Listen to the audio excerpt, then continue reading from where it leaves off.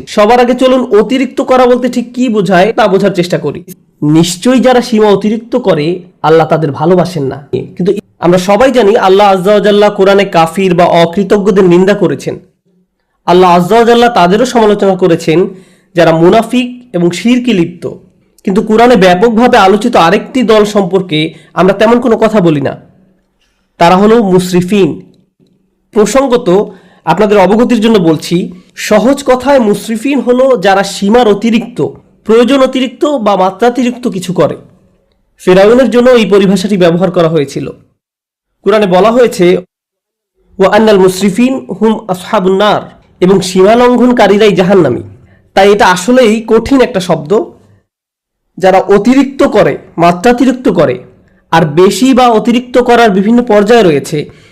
আল্লাহ তাআলা কোরআনে একজন নবীর উদ্ধৃতি দিয়েছেন যখন তিনি তার সম্প্রদায়কে উদ্দেশ্য করে বলছিলেন ওয়ালা তুতিউ আমরাল মুসরিফিন, এবং তোমরা সীমা লঙ্ঘনকারীদের নির্দেশের আনুগত্য করো না। সুতরাং দেখা যাচ্ছে সীমার অতিরিক্ত করা একটা ঘৃণিত খারাপ গুণ, আর বিষয়টা উপলব্ধি করা গুরুত্বপূর্ণ। আল্লাহ আজ্জা ওয়া জাল্লা আকাশের বর্ণনা দিতে গিয়ে বলেছেন আস-সামাআ রাফাআহা ওয়া ওয়াদাআল মিজান, অর্থাৎ তিনি আকাশকে সমুন্নত করেছেন আর তাতে তিনি পাল্লা স্থাপন করেছেন, ভারসাম্য স্থাপন করেছেন। মানে হলো পৃথিবী, চন্দ্র, সূর্য সবকিছু তার নির্দিষ্ট জায়গায় ভারসাম্যপূর্ণ উপায়ে স্থাপন করা হয়েছে। দিন রাতের সাথে ব্যালেন্স রক্ষা করে চলে। মহাকাশে যা কিছু আছে কুল্লুন ফি ফালাকি ইয়াসবাহুন, সবাই আপন আপন কক্ষপথে বিচরণ করে। এভাবেই আল্লাহ বিষয়সমূহ পছন্দ করেন। বিভিন্ন জিনিস একে অন্যের সাথে সঙ্গতি এবং ভারসাম্য বজায় রেখে চলুক।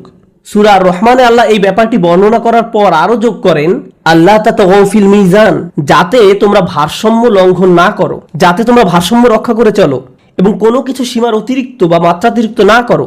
মহাকাশের সবকিছু ঠিক যেমন একটা ভারসাম্য এবং সমন্বয় বজায় রেখে চলছে, আমাদেরও সবকিছুতে ভারসাম্য বজায় রেখে চলা উচিত। আমাদের ব্যবসা বাণিজ্য, আমাদের চলাফেরা, চিন্তা পদ্ধতি সবকিছুতে ভারসাম্য রক্ষা করে চলা উচিত।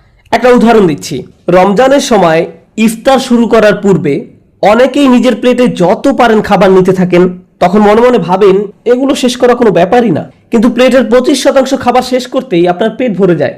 তাহলে দেখা যাচ্ছে আপনি যতটুকু খেতে পারবেন তার চেয়ে অনেক বেশি নিজের প্লেটে নিয়েছেন, কারণ আপনি ইসরাফে ভুগছেন।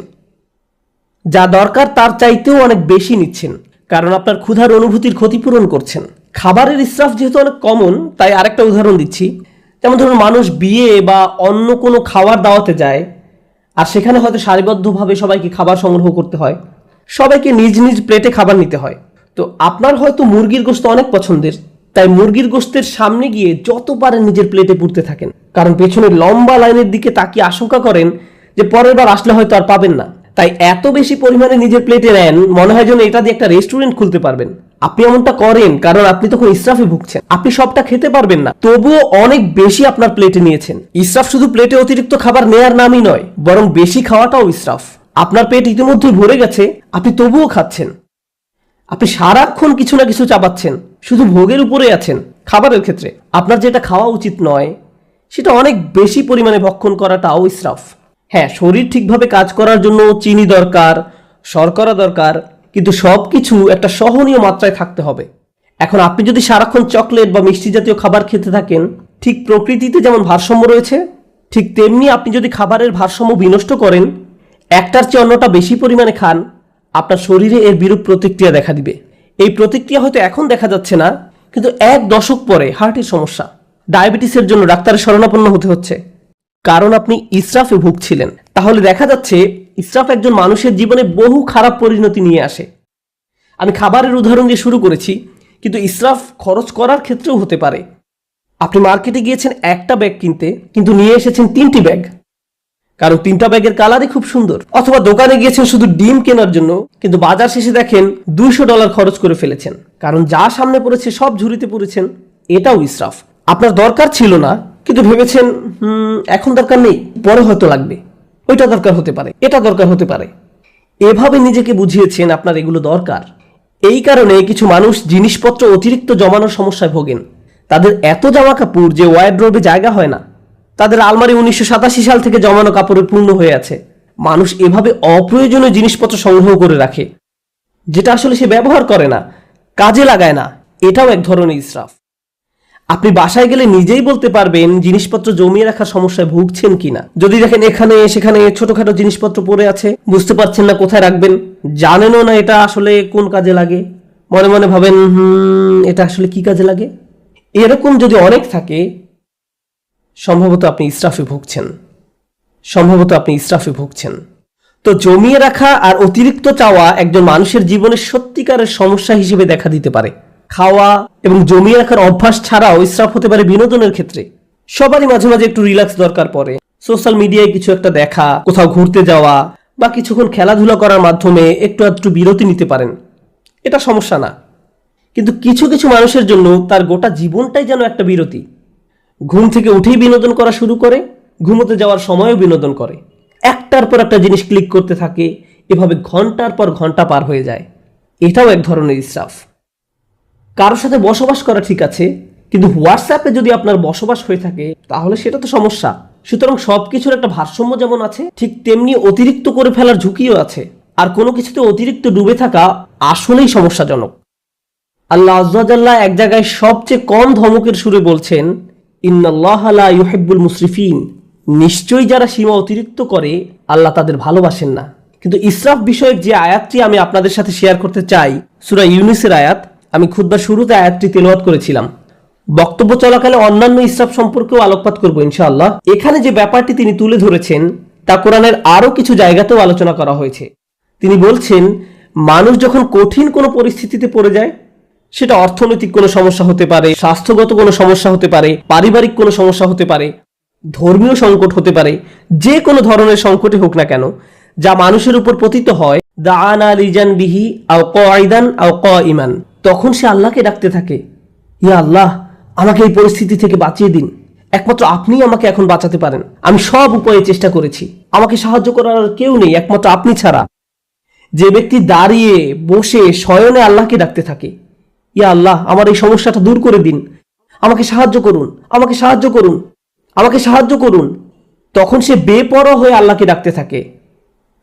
ফালাম্মা কাশাফনা আনহু দুররাহ, তারপর যখন আমি তার সেই কষ্ট দূর করে দেই, মাররান কাআল্লাম ইয়াদউনা, তখন সে এমনভাবে চলতে থাকে মনে হয় যেন তাকে কোনো দুঃখ কষ্ট স্পর্শ করার কারণে সে আমাকে ডাকেইনি। তাহলে দেখা যাচ্ছে যখন আপনি কোনো সমস্যায় পতিত হন তখন বেপরোয়া হয়ে আল্লাহকে ডাকতে থাকেন, কিন্তু আল্লাহ তাআলা যখন সমস্যাটি সমাধান করে দেন তখন পূর্বাবস্থায় ফিরে যান। তখন আমরা এমন আচরণ করি মনে হয় যেন আমরা আল্লাহর নিকট কোনো প্রার্থনা করিনি, আমাদের চোখ থেকে অশ্রু নির্গত হয়নি, কিন্তু আমরা ঠিকই তখন কেঁদেছিলাম। আর এখন আমাদের কষ্ট দূর করে দেওয়ার পর আমরা আল্লাহকে ভুলে গিয়েছি, নিজের মতো করে জীবনে চলা শুরু করেছি। আপনাদের মনে প্রশ্ন আসতে পারে যে এর সাথে তাহলে ইসরাফের সম্পর্ক কি? মনে হচ্ছে এর সাথে ইসরাফের কোনো সম্পর্ক নেই, কিন্তু আল্লাহ যেভাবে এই আয়াতের সমাপ্তি টেনেছেন তার সাথে এর সম্পর্ক রয়েছে। কাযালিকা যুয়্যিনা লিল মুসরিফিনা মা কানু ইয়ামালুন, এভাবেই যারা সীমার অতিরিক্ত করে তাদের জন্য তাদের কাজকর্মগুলোকে চাকচিক্যময় বানিয়ে দেওয়া হয়েছে। এই আয়াতটি আমাদের জীবনের খুবই গোপন একটা বিষয় সম্পর্কে জানান দিচ্ছে। আপনি যদি অমিতব্যয়িতার জিন্দেগি যাপন করেন, সেটা টাকার ক্ষেত্রে হতে পারে, এমন কাজে টাকা ব্যয় করা যেখানে ব্যয় করা উচিত নয়, মাত্রাতিরিক্ত বিনোদন যা সম্পর্কে একটু আগে বলেছি, অতিরিক্ত সামাজিকতা, অর্থাৎ আপনি সব সময় কারো না কারোর সাথে আড্ডা দিয়ে থাকেন, সব সময় বাইরে ঘুরতে যান, বন্ধুদের সাথে মৌজ মাস্তি করতে থাকেন, সব সময় মানুষের সাথে কথা বলে সময় কাটান, ফলে ইবাদত করার যথেষ্ট সময় পান না। আপনি যাই করেন না কেন মাত্রাতিরিক্ত করেন। আপনার জীবনযাপন পদ্ধতি যদি এরকম হয়ে থাকে তাহলে সব সময় বিভিন্ন রকমের সমস্যায় পতিত হবেন, আপনার উপর বিভিন্ন কষ্ট আপতিত হবে। আপনারা যেহেতু পুরুষ, তাই পুরুষদের নিয়ে একটা উদাহরণ দেই। একজন পুরুষ হিসেবে আপনার উপর বিভিন্ন রকমের দায় দায়িত্ব আছে। আপনার বাবা মায়ের প্রতি দায় দায়িত্ব আছে, ভাই বোনের প্রতি দায়িত্ব রয়েছে, আপনার স্ত্রীর প্রতি দায়িত্ব রয়েছে, আপনার সন্তান সন্ততির উপর দায়িত্ব রয়েছে, তার উপর রয়েছে ধর্মীয় দায় দায়িত্ব, চাকরির দায় দায়িত্ব, অর্থনৈতিক দায় দায়িত্ব, বন্ধু বান্ধবের খোঁজ খবর নেয়া, নিজের শরীর ঠিক রাখা সহ নানান রকমের ব্যাপার চারিদিক থেকে প্রতিনিয়ত আপনাকে টানছে। এখন কেউ যদি সিদ্ধান্ত নেয় যে সে সব কিছু ভুলে শুধু তার স্বাস্থ্যের উন্নতি নিয়ে পড়ে থাকবে, পাল্লাটা এখন একদিকে নামিয়ে দিয়েছে, সে হয়তো ভালো স্বাস্থ্য অর্জন করবে ঠিকই, কিন্তু জীবনের অন্যান্য ব্যাপারগুলো তার জন্য নানান রকম সমস্যা বয়ে নিয়ে আসবে। অথবা কেউ বলল আমি শুধু আমার সন্তানদের যত্ন নিব, বাবা মায়ের কথা ভুলে যাব, তাদের কথা ভুলে যান, তাহলেও আপনার জীবনে বহু সমস্যা দেখা দিবে। তাই আমরা যদি একটা ব্যাপারের কুরবানি দিয়ে অন্য ব্যাপারগুলো নিয়ে পড়ে থাকি, সব সময় কিছু না কিছু থাকবে যা আপনার মনোযোগের দাবি জানাবে, যার ভারসাম্য রক্ষা করা প্রয়োজন। প্রতিবার যখন আমরা একটা কিছু অতিরিক্ত পরিমাণে করি, এর মাধ্যমে আমরা আসলে অন্য আরেকটা ব্যাপারকে অগ্রাহ্য করি, বঞ্চিত করি, কিছু একটার অধিকার আমরা অস্বীকার করি। ফলশ্রুতিতে আমাদের জীবন পথে নানান রকম সমস্যা এসে জড়ো হয়। তারপর আমরা আমাদের সমস্যা দূর করে দেওয়ার জন্য আল্লাহর কাছে দোয়া করি। আমরা যখন কোনো কষ্টকর সময় পতিত হই, তখন একটি বিষয় আমরা পরীক্ষা করে দেখতে পারি, কোথায় আমি অতিরিক্ত কিছু করেছি, কোন কাজে আমি বেশি আচ্ছন্ন হয়ে পড়েছিলাম, কোন ব্যাপারটা আমি উপেক্ষা করেছি, আর কোন ব্যাপারটায় আমি অতিরিক্ত মনোযোগ দিয়েছি। আমি কি কোনো কিছুতে বেশি করে ফেলেছি? এজন্যই কি আমি সমস্যায় পড়েছি? যে ভারসাম্য থাকার কথা ছিল সেটা হারিয়ে ফেলার কারণেই কি এমনটা হয়েছে? অতএব এটা আসলে আমাদের ধর্মের অন্যতম একটা মূলনীতি, খুবই শক্তিশালী একটা মূলনীতি। আরেকটা উদাহরণ দিচ্ছি, নিজে নিজে চিন্তা করে দেখুন। আবেগের ক্ষেত্রে অতিরিক্তের সম্ভাবনা রয়েছে। যেমন রাগ হওয়া সাধারণ ব্যাপার, কেউ আপনাকে খারাপ কিছু বললে আপনার রাগ হবে, এটা স্বাভাবিক একটা প্রতিক্রিয়া। এক্ষেত্রে অতিরিক্ত হবে যদি আপনি দিন রাত 24 ঘন্টা মনের মাঝে সেই ক্রোধ পুষে রাখেন, সারাক্ষণ এটা নিয়ে ক্রোধান্বিত থাকেন। একটি পীড়াদায়ক কথা আপনাকে বলা হয়েছিল, আর আপনি কিনা সেই একটি কথা নিয়ে পড়ে রয়েছেন। আপনার চিন্তা ভাবনার সবকিছুতেই এটাকে প্রভাব বিস্তার করতে দিয়েছেন। এর ফলে সবকিছুতে আপনার দৃষ্টিভঙ্গি পরিবর্তিত হয়ে গিয়েছে। কোনো কিছুই আপনাকে আর সুখী করে না, ভালো লাগে না। যেসব ব্যাপার আপনাকে কখনোই রাগান্বিত করতো না, সে ব্যাপারগুলো নিয়েও আপনি রেগে যান। সবকিছুতেই আপনি বিরক্তি প্রকাশ করেন। এমনটি যখন ঘটে, তখন আপনার আশেপাশের প্রিয়জনরা এর ফলে কষ্ট পায়। সুতরাং ধারাবাহিক একটা প্রতিক্রিয়া শুরু হয় এবং আপনি নিজেই একটা কষ্টে পতিত হন। কারণ একটা অনুভূতির ক্ষেত্রে আপনি ইসরাফ করেছেন, অনেক দূরে চলে গিয়েছেন। অন্য অনুভূতির ক্ষেত্রেও একই ব্যাপার ঘটেছে। যেমন মজা করা, কৌতুক করা বা মজা করা স্বাভাবিক আচরণ, কিন্তু আপনি যদি সারাক্ষণ হাসি ঠাট্টা করতে থাকেন, শেষে হয়তো কাউকে মনে কষ্ট দিয়ে বসবেন, কোনো কিছুতেই সিরিয়াস হতে পারবেন না। গুরুত্বপূর্ণ কিছু বলা হলো আর আপনি কিনা এটা নিয়ে মশকরা করতে থাকবেন। এর ফলে আপনি অন্য মানুষদের অনুভূতি উপলব্ধি করতে পারছেন না, তাদের প্রয়োজনটা আপনি বুঝতে পারছেন না। তাহলে ইসরাফ একজন মানুষের জীবনে বহু সমস্যা তৈরি করে। ইসরাফ নিয়ে আমার প্রিয় একটা দোয়া, যেটা সূরা আল ইমরানে এসেছে। আমি বহু কারণে এই দোয়াটি পছন্দ করি। তার একটি কারণ হলো, আল্লাহ আযজা ওয়া জাল্লা এমন কিছু মানুষের প্রশংসা করেছেন যারা রাসূলুল্লাহ সাল্লাল্লাহু আলাইহি ওয়াসাল্লামের আগমনের বহু শতাব্দী পূর্বে তাদের নিজেদের নবীর সাথে নিয়ে আল্লাহর রাস্তায় যুদ্ধ করত। সেই মানুষদের নিজেদের নবী ছিল এবং তাদেরকে আল্লাহর রাস্তায় জীবন বিলাতে আহ্বান জানানো হতো। যুদ্ধে যাওয়ার পূর্বে তারা এই দোয়াটি করত, وما كان قولهم إلا أن قالوا রব্বানা ইগফির লানা যুনুবানা ওয়া ইসরাফানা ফি আমরিনা ওয়া সাব্বিত আকদামানা ওয়ানসুরনা আলাল কওমিল কাফিরিন। চারটা বিষয় চেয়ে তারা আল্লাহর নিকট দোয়া করত হাজার হাজার বছর পূর্বে। আল্লাহ দেখলেন এই দোয়াটি এতটাই কালোত্তীর্ণ এবং মূল্যবান যে তিনি দোয়াটিকে কোরআনের অংশ করে দিলেন। প্রথমত আল্লাহর রাস্তায় যুদ্ধ করা এই মানুষগুলো বলতো, হে আল্লাহ, আমাদের পাপগুলো ক্ষমা করে দিন। রব্বানা ইগফির লানা যুনুবানা, আমাদের ভুলগুলো, আমাদের লজ্জাজনক কাজগুলো ঢেকে দিন। দ্বিতীয়ত ওয়া ইসরাফানা ফি আমরিনা, এবং বিভিন্ন কাজে কর্মে আমাদের যে বাড়াবাড়িগুলো রয়েছে তাও ঢেকে দিন। জীবনের বিভিন্ন ক্ষেত্রে প্রতিটি সিদ্ধান্ত নেওয়ার সময় যে বাড়াবাড়িগুলো করেছি, সীমার অতিরিক্ত যা কিছু করেছি, সেগুলো মাফ করে দিন। তাহলে তারা তাদের পাপগুলোকে একটা সমস্যা হিসেবে দেখলেন এবং কাজে বাড়াবাড়িগুলোকে আরেকটা সমস্যা হিসেবে দেখলেন। জানেন, দিন পালন করার ক্ষেত্রে অতিরিক্ত করার সমস্যা দেখা দিতে পারে। কোরআন আমাদেরকে বলছে, লা তাগলু ফি দীনিকুম, তোমরা দিনের ব্যাপারে বাড়াবাড়ি করো না। দিন পালনের ক্ষেত্রে কিভাবে বাড়াবাড়ি হয়? যেমন একজন বলল, আমি কোরআন শিখতে চাই। আমি বললাম, চমৎকার, খুবই খুশি যে তুমি কোরআন শিখতে চাইছো। সে বলল, না, আমি দিনরাত 24 ঘন্টা কোরআন পড়তে চাই। আমি বললাম, একটু থামো, তোমার ফ্যামিলি আছে, তাদের প্রতি তোমার দায়িত্ব কর্তব্য রয়েছে, তোমার চাকরি আছে, তোমাকে তোমার ছেলে মেয়েদের দেখাশোনা করতে হবে, তোমার স্বামী বা স্ত্রীর জন্য সময় ব্যয় করতে হবে। না না, আমি শুধু আল্লাহর কালাম শিখতে চাই, আল্লাহর কালাম আমার জন্য যথেষ্ট, আল্লাহ তাদের দেখাশোনা করবে। আমি বললাম, যে বইটা তুমি সারাদিন পড়ছো সেটাই তোমাকে এই দায় দায়িত্বগুলো পালন করার কথা বলছে। এভাবেই ইসরাফ ঘটে। একবার একদল বোনের সাথে আমার সাক্ষাৎ হয় যারা কোরআন অধ্যয়নে প্রচুর সময় ব্যয় করতেন। তারা দিনে হয়তো 16-17 ঘন্টা সময় ব্যয় করতেন কোরআন অধ্যয়নে। সে সময় দারুণ একটা ব্যাপার ঘটে। আমি তাদের উদ্দেশ্যে বক্তব্য দেওয়ার পূর্বে তাদের গ্রুপের একজনের মেয়ে এসে আমার সাথে দেখা করে। সে বলে, আপনি এখন এই গ্রুপের উদ্দেশ্যে বক্তব্য দিবেন? আমার আম্মু এই দলের সদস্য, আপনি কি একটু তাদের থামতে বলবেন? আমি বললাম, কি? সে বলল, কারণ আমি আমার আম্মুকে খুব মিস করি, তার সাথে আমার খুবই কম দেখা হয়। তিনি সব সময় পড়ালেখা করেন, বাসায় থাকলেও তার কানে হেডফোন থাকে এবং বলেন, আমাকে ডিস্টার্ব করো না। তিনি কোরআনে শব্দ পড়ায়, ব্যাখ্যা পড়ায় সব সময় ব্যস্ত থাকেন। আমি আশা করছি আপনি এই ব্যাপারে তাকে কিছু বলবেন। জানেন সবচেয়ে ভয়ঙ্কর ব্যাপার কি ছিল? সে আরো বলেছিল, আমার মায়ের কারণে আমার এখন আর কোরআন পড়ার কোনো আগ্রহ নেই। তারপর আমি যখন তাদের সামনে কথা বলতে গেলাম, আমি এই মেয়েটি সম্পর্কে কিছুই বললাম না। আমি বললাম, চলুন আজকে সবাই মিলে কিছু আয়াত অধ্যয়ন করি। তারপর আমরা কয়েকটি আয়াত পড়লাম, তার মাঝে কয়েকটি আয়াত ছিল ওয়া ইলাস সামাই কাইফা রুফিআত ওয়া ইলাল জিবালি কাইফা নুসিবাত, এবং আকাশের দিকে কি লক্ষ্য করে দেখো না কিভাবে সেটা উঁচু করা হয়েছে, আর পাহাড়ের দিকে কি দেখো না কিভাবে তা স্থাপন করা হয়েছে। তারপর আমি জিজ্ঞেস করলাম আপনাদের কে কে এই আয়াতগুলো অধ্যয়ন করেছেন, সবাই হাত তুললো। তারপর বললাম আপনাদের কে কে পাহাড় পর্বত দেখেছেন, আপনাদের কে কে রাতের আকাশে তারা দেখেন, এমনটা করেছেন কখনো? তারা বলল না না, আমাদের তো কোরআন পড়তে হবে। কিন্তু সেই কোরআনই তো আপনাদেরকে এসব করতে বলছে। কিন্তু কোরআনেই আফালাম ইয়াসিরু ফিল আরদ, তারা কি জমিনে ভ্রমণ করেনি, তারা কি আল্লাহ সুন্দর সৃষ্টি দেখেনি?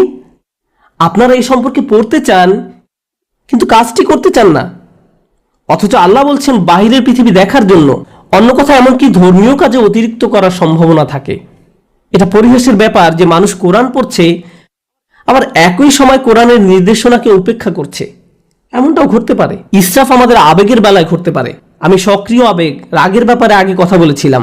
ইসরাফ কিন্তু নিষ্ক্রিয় আবেগ, যেমন চুপ থাকার ক্ষেত্রেও ঘটতে পারে। যেমন ধরুন, কেউ হয়তো আপনার প্রতি বা আপনার পরিবারের কারোর প্রতি অন্যায় করেছে, তখন আপনি ভাবলেন আমার ধৈর্য ধারণ করা উচিত, চুপ থাকা উচিত। এখন আপনার এই চুপ থাকার কারণে অন্যায়কারী একটার পর একটা অন্যায় করেই যাচ্ছে। আপনি ভাবছেন আমার ধৈর্যের পরীক্ষা হচ্ছে, আমাকে আরো বেশি চুপ থাকতে হবে। আপনার এই চুপ থাকার কারণে অন্যায় করার পরিমাণ এখন আরো 10 গুণ বৃদ্ধি পেয়েছে। আপনি এখানে ইসরাফ করেছেন। আপনার চিৎকার চেঁচামেচি করার দরকার নেই, আবার ব্যাপারটা নিয়ে অজ্ঞ থাকারও কথা নয়। আপনার তো অন্তত পক্ষে সত্যটা মুখ দিয়ে বলার দরকার ছিল, কালোকে কালো বলার দরকার ছিল, যা সত্যি তা বলা উচিত ছিল। ওয়াতাওয়াসাউ বিল হক বলতে তো এটাই বোঝায় তারা একে অন্যকে সত্যের উপদেশ দেয়। বিষয়টা যেমন তাকে তেমনই বলা উচিত ছিল। যদি অন্যায় হয়ে থাকে, অন্যায় বলতে হবে, সরি মা, এটা ঠিক নয়, সরি বাবা, এটা ভুল, সরি আমার স্বামী বা স্ত্রী, তুমি ঠিক কাজ করনি। অন্যায় করলে বলতে হবে। আপনি যদি এই কাজটি না করেন, তাহলে আপনি নিজের বিরুদ্ধে ইসরাফ করলেন বা অন্য কারো বিরুদ্ধে করলেন। তাহলে দেখা যাচ্ছে স্থান কাল পাত্র ভেদে ইসরাফ বিভিন্নভাবে প্রকাশ পেতে পারে। আমি আপনাদের সকল ক্ষেত্রের উদাহরণ দিতে পারবো না। আপনাকে আপনার নিজের জীবনের দিকে সতর্ক দৃষ্টি ফেলতে হবে। কোথায় আমি অনেক বেশি করছি আর কোথায় আমি যথেষ্ট পরিমাণ করছি না, কোন জায়গা থেকে আমি ফোকাস কমিয়ে ফেলেছি। এমনকি ভালোবাসার ক্ষেত্রেও ইসরাফ ঘটতে পারে। আপনি কাউকে নিয়ে অতিরিক্ত মাত্রায় আচ্ছন্ন হয়ে পড়েন, অতিরিক্ত পরিমাণ ডুবে থাকেন। মা তার সন্তানের প্রতি মাত্রাতিরিক্ত আসক্ত হয়ে পড়ে। সব সময় সে তার ছেলের চিন্তায় মশগুল থাকে। কি করছে এখন, কি খেয়েছো, ভালোভাবে ঘুমিয়েছো, তুমি কি এখনো অফিসে, বাসায় আসবে কখন, বাসায় আসছো না কেন। সারাক্ষণ ছেলের চিন্তা তাকে ব্যস্ত করে রাখে। কোনো মা যদি এমনটা করে, তাহলে সে তার স্বামীর প্রতি কর্তব্য পালন করতে পারবে না। তাহলে সালাতে যেভাবে তার মনোযোগ রাখার কথা ছিল রাখতে পারবে না। তাহলে সে তার নিজের স্বাস্থ্যের যত্ন নেওয়ারও সময় পাবে না। এক্ষেত্রেও আমরা একই পরিণতি দেখতে পাচ্ছি। আপনি যখন একদিকে মাত্রাতিরিক্ত মনোযোগ দিবেন, তখন অন্য দিকগুলোর ভারসাম্য নষ্ট হবে।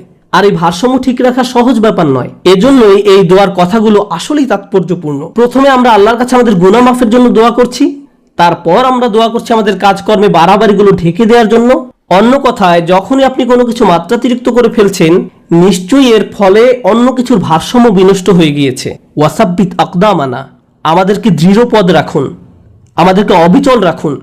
সাব্বিত আকদামানা, পা সুদৃঢ় করুন। আমরা এখান থেকে কি শিখছি? ইসরাফ কি করে? ইসরাফ আপনার জীবনের ভারসাম্য নষ্ট করে ফেলে। আমরা সূরা ইউনূসের অন্য একটি আয়াত শিখেছি, ইসরাফ আমাদের জীবনে নানা রকম সমস্যা নিয়ে আসে।